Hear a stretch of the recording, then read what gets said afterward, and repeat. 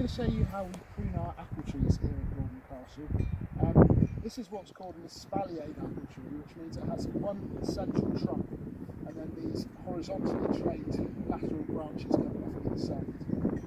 It's a really good way to grow fruit trees because you get a lot more fruit off a much smaller space. And the process of bringing the branches down promotes the tree to grow more flowers and then therefore more fruit.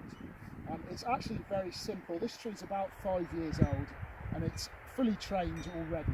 So all we have to do is shorten back the new growth to what we're going to call a fruiting spur. So if you look down here, you can see this is the new growth. This has all been grown in 1 year. This is last year's growth.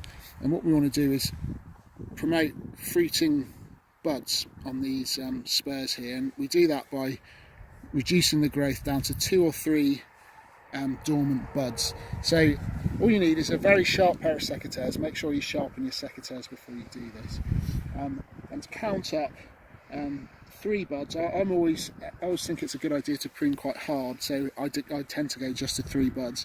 So here we are, you can see just here, this is a dormant bud here, there's one on the back that you can't see, and then there's one here, so that's 3 buds of new growth. And then you make a slanting cut away from the bud, just a couple of millimetres above the bud. It's really important to slant it away from the bud so any rain or water that lands on the branch drips away and it doesn't make it rot. So you work your way along the branches, cutting back all the growth. It's a bit like giving it a haircut. Very simple. Make sure you don't miss any.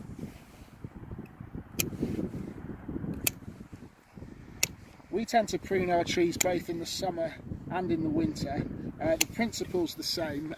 If you're pruning in the summer, it's generally best to do it in about July. That helps let some light in and that helps the fruit ripen up. And then any time in the winter it's okay to prune, so any time from November to about March when the tree's dormant, it won't do it any harm. So I'll just carry on and we'll come back when I'm finished.